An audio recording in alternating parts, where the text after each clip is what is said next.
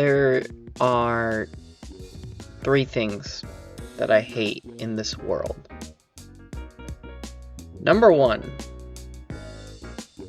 is Funimation/Crunchyroll's handling of Dragon Ball Z.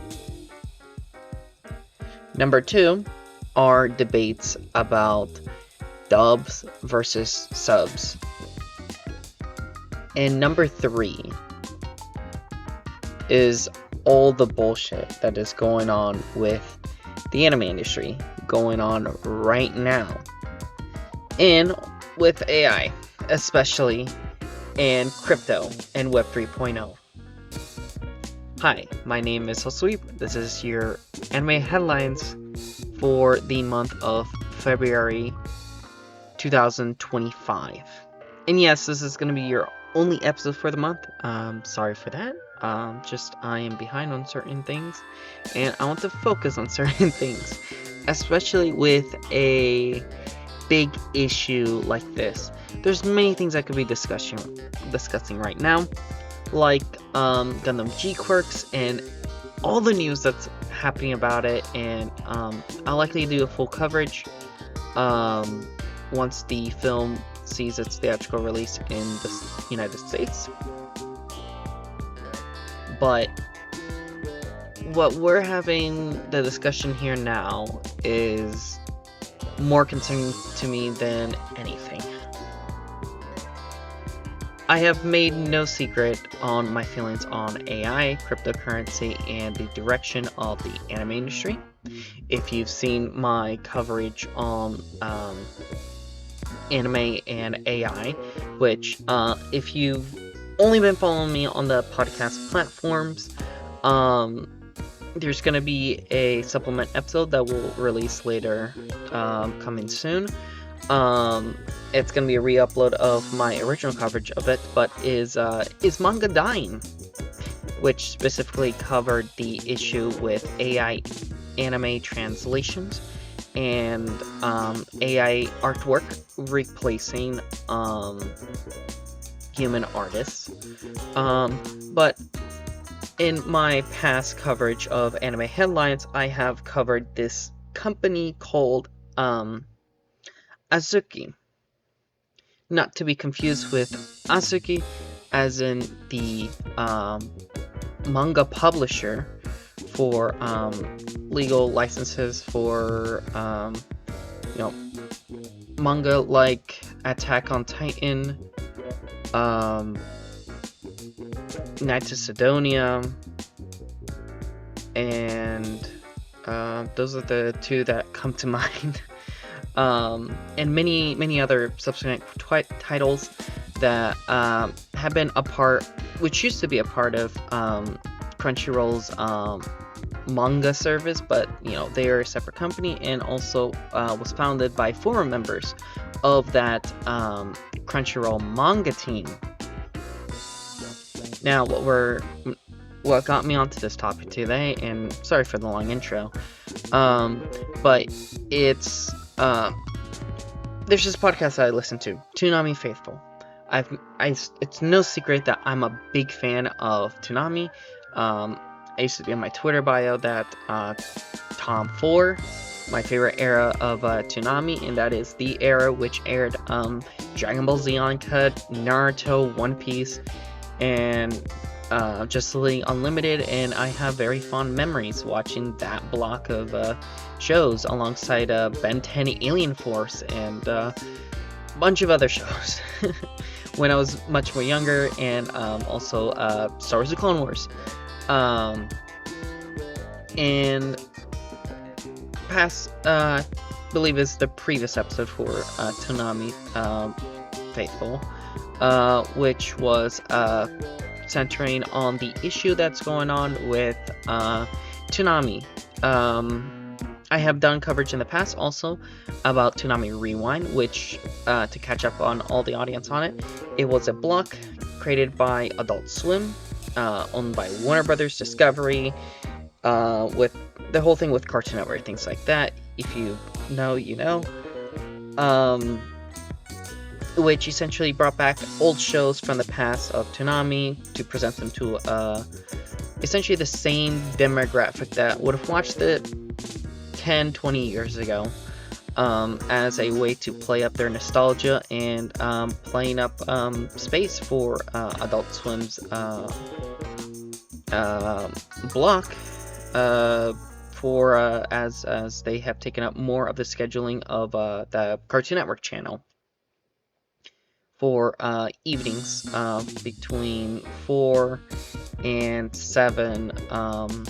So filling out that block of with shows and things of that sort. And so Toonami Rewind was supposed to be their big attempt to get a new audience or whatever, get back into watching Cartoon Network or whatever regularly, and watching advertisings, and getting people to support their initiatives. So with it, to update everyone, that block essentially died this past December, which was started in the summer, so it lasted like 2 seasons of television, airing every episode of Sailor Moon, majority of Dragon Ball Z Kai, of the Frieza saga, and skipping episodes here and willy-nilly of Naruto for Friday evenings. So what happened then is that following the new year, and Toonami being Toonami, they decided to add all those shows onto their schedule, replacing shows, and also canceling the airing of Invincible Fight Girl, which I got the chance earlier this year to watch the whole series, and overall review, this will be it. It was great. But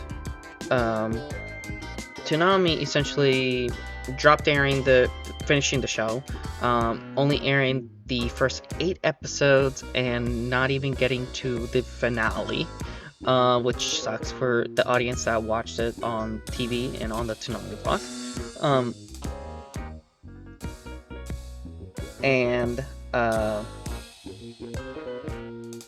So replacing that, and also the big success with Mashal coming onto platforms like Netflix and Hulu and all that stuff, Mashal finishes up airing on Toonami. So to fill up the time, shows like Dragon Ball Z Kai, Sailor Moon, and Naruto fill in the late night spot for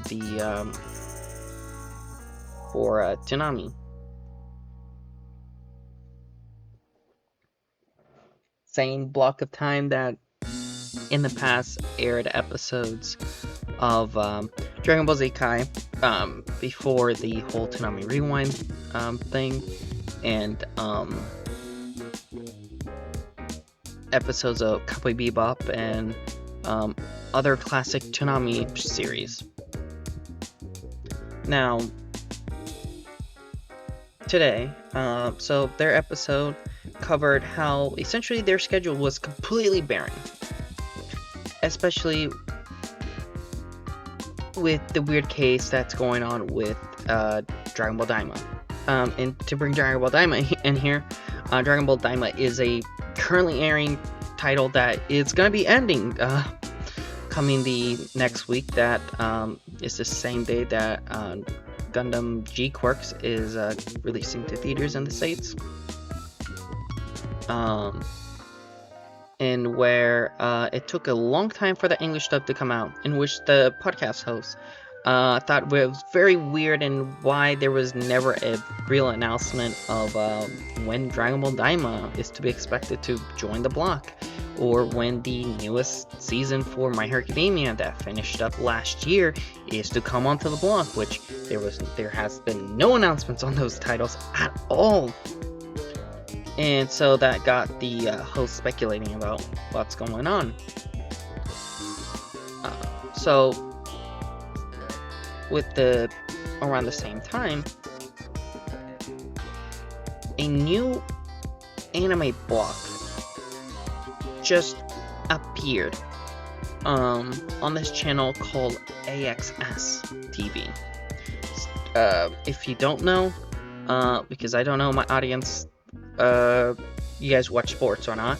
I don't, personally, but it's a sports channel / like country music channel, and a somewhat weird, channel to be broadcasting anime, but neither here nor there.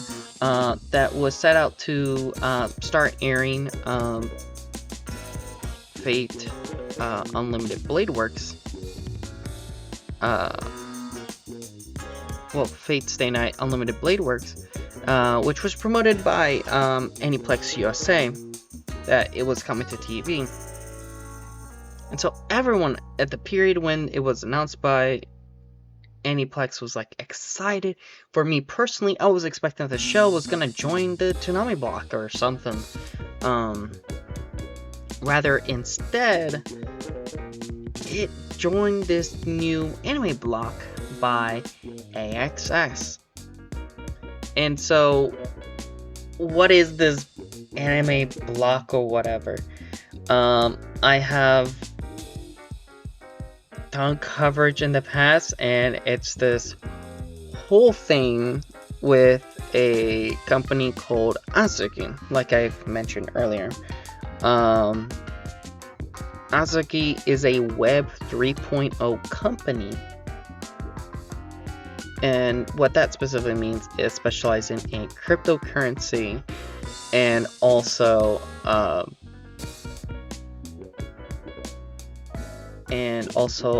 NFTs and that sort of business model. And they wanted to get anime projects like off the ground and that sort, in which they have been posting about it online and stuff. And yeah. So what brought me to this, like, specifically with everything that has to do with this channel, is their whole thing with essentially making like a big deal about getting titles like Fate Stay Night, Unlimited Blade Works, and also My Hero Academia Season 1 and 2. As this individual says on Blue Sky, is that turns out Crunchyroll does license their shows after all, you know, making that because Crunchyroll has not been working with Cartoon Network's Adult Swim block and getting their titles onto their blocks, and more or less the folks working at Toonami having to go around people like Crunchyroll. And then today, one of the individuals behind anime.com, Azuki, and all their projects makes this post today, which got me riled up whenever I saw it earlier in the day, saying, "Remember watching anime on Toonami? It's a core memory to me. We're bringing that magic back with anime.com Hour, coming to AXS TV every Thursday, starting with Fate Stay Night and My Hero Academia. While streaming dominates today, cable creates new opportunities for Japanese IP holders to reach US audiences. For Azuki, it's our step in establishing our foundation and building relationships with the anime industry." Now, this whole post rubbed me completely the wrong way.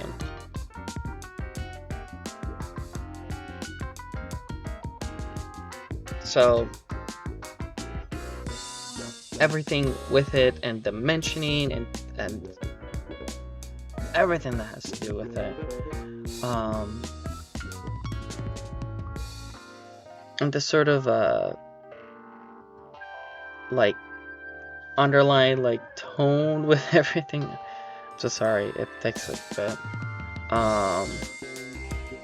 But everything here comes off. What I'm trying to say is that Toonami's not dead. This post sort of implies that it's bringing back that memory, it's playing up on the audience's nostalgia, trying to get this audience to their block, and where the company itself that I take issue with is the whole thing that it's a cryptocurrency promotional vehicle. And excuse me, this is just going to be a raw recording and everything that's going on here. So bear with me. Here we go. Just reminders on everything, you know, Azuki, everything. Yeah. So they make the announcement about this block on February 10th and everything, explaining everything, and it does their due diligence and coverage. But their relationship with Aniplex starts in November, December, when they start making cards for Fate Strange Fate. Here they also talk about their 3-part anime that I mentioned earlier, and that I have done coverage before when that was originally announced. And so, like, all these sort of relationships are being forged. Another thing with the Azuki, here you go, explaining the website. Here's the whole website. This is everything. You know, I've gone through their follower list. Here's the whole follower list. I'm not gonna be explaining, saying individuals out loud or whatever. But if you're watching the video version of this podcast, you can see it. This is all public information. Individual, they're also following individuals called Xer, and where he is involved with 8 Ventures, which is also involved with Bored 8 Yacht Club, and where in the past, if you don't know anything about Bored 8 Club, they're associated with iconography and things of that sort, and the whole club thing was associated with white supremacy and sort of those very bad issues. But they have their anime coin that they promote here and everywhere. And big website, here you go, anime.com. But the,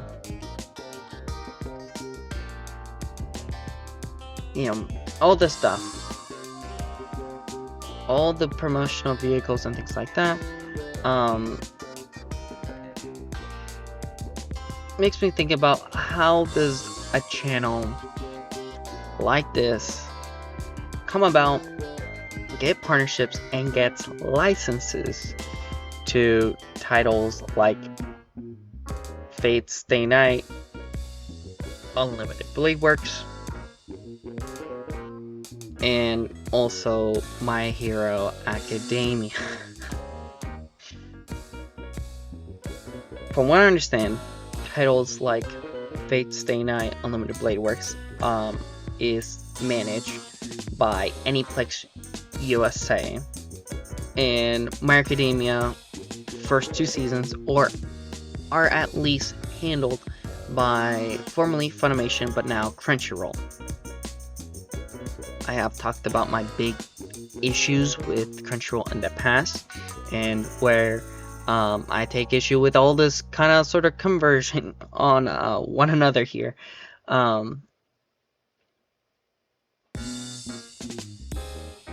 If you follow the things with Toonami and the broadcasting and even the Toonami Faithful podcast, routinely people will point out the lack of newer titles on the block itself.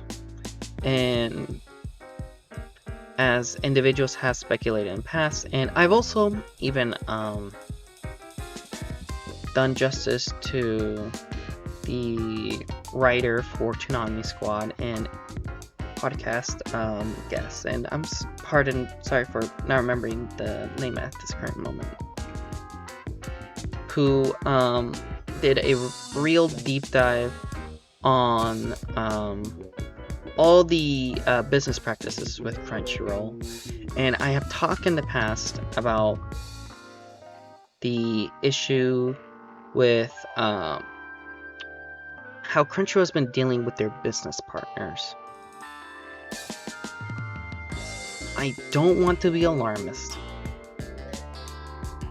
but I take issue with how this monopoly plays around with their IPs, in which they have the rights to do whatever they want with their IPs. They're beholden to their license holders and the actual individuals that own the titles in Japan, but since they have the license and they have the capital and essentially leverage, they can do whatever they want with these titles and whatever they choose to do with them.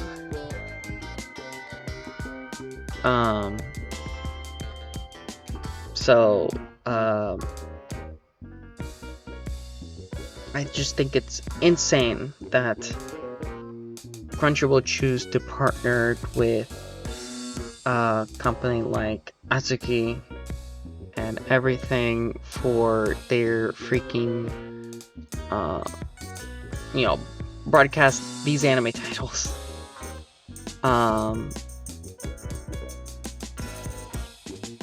And just adding to like all the stuff,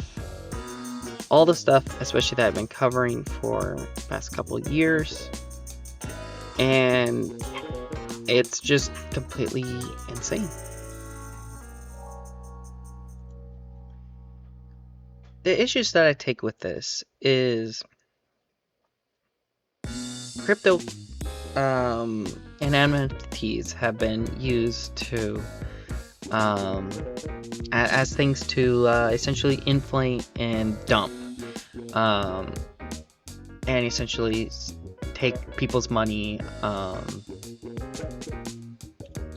in the hopes of a quick rich scheme. All the virtues and values of essentially a world not tethered to major institutions is completely shifted for the cryptocurrency space. It's not dominated by small miners or whatever the sort, essentially mining coins and selling them on whatever the blockchain, but instead are major companies in it for the capital gains that they can get from essentially creating a coin, inflating its value, and essentially stealing all the cash of all the people who invest in said asset. And same thing with NFTs.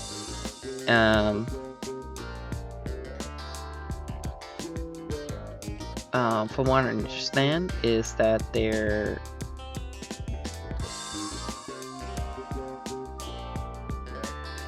that this anime coin thing has had a big pump and dump earlier this month, and I believe that was when the announcement for AXTV's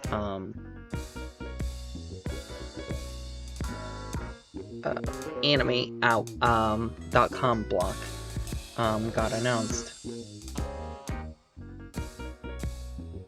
It's part of the reason that I take issue with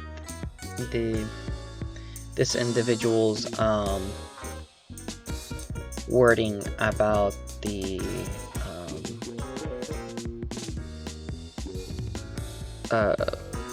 establishing our foundation and building relationships with the anime industry. Now, I don't know what they mean by this, aside from continuing what they have done with things like their fake, strange fake NFTs, and just pumping like individuals to supporting their anime projects and things of that sort. I can respect getting money to get these anime projects off the ground, but especially with the type of art and things like that and this stuff, I can't say for certain that it's AI, but it certainly does look like it. And I know that there's great talent working behind this stuff, but the fucking anime market here, shit like this is not gonna solve the issues going on. And you know what? I'm sitting here and complaining about all this. And it's part of the reason why I wanted to do this. And I decided to do some research online on certain stuff.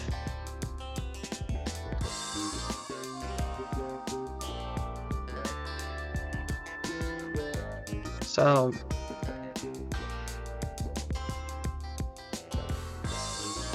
again, we have the whole thing with anime.com. So what did this start have me do? It had me go down a rabbit hole. So I go onto the archive and I go on searching, because in the past I have gone on to anime.com before the whole NFT thing with Azuki here. And here's all my tabs. I'm not ashamed, it's just, it is what it is. It was this pin service thing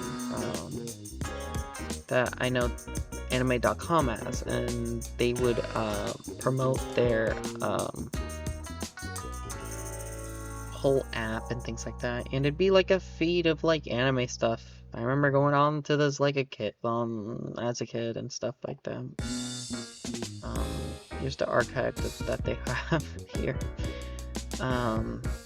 But it got me looking for things, and it all led to me to an ANN article, which is anime.com lives. Here it explains essentially the whole foundation for anime.com and their company Vanguard Media.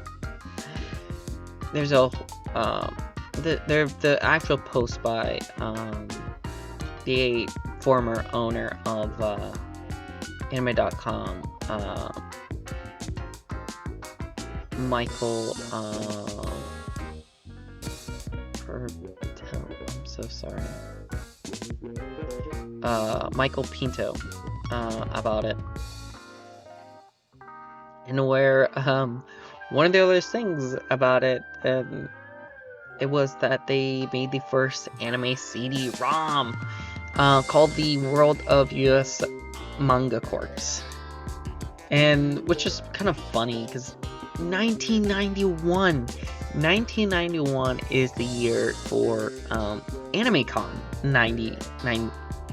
91, which was the first anime convention that would soon to become Anime Expo worldwide.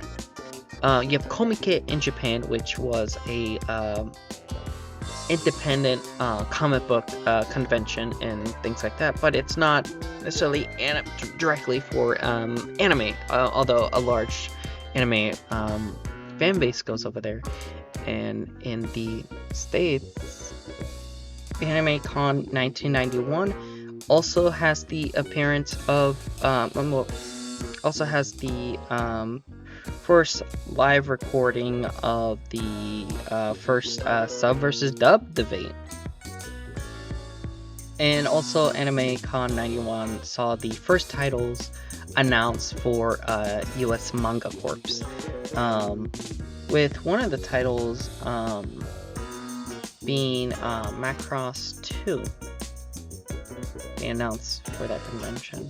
They go, and also alongside Brian Krelnick. I was able to find Michael Pinto's old blog. Here's Michael Trollope's whole thing for himself. He's explaining everything. But this is how the site used to look. You used to be able to download wallpapers. I believe I've downloaded wallpapers in the very, very distant past on here. But yeah, here you go. It would promote and serve you pretty much reviews on like things that you would want to buy and new anime titles, stuff like that, by Michael Pinto and some of the people who help on the site, stuff like that.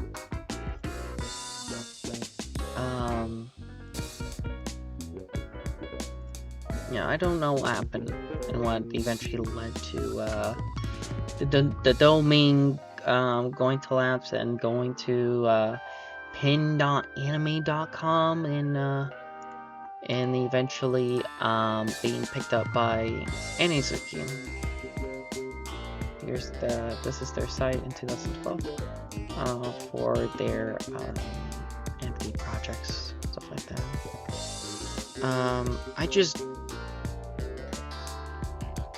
I just want to remind my audience, don't fall for this stuff. Don't get involved with this stuff. Don't even probably look at it. Although, do keep at least an eye on whatever's going on here. I don't know all the facts, but I believe more will be coming in the future about everything that's going on in the business practices of this company.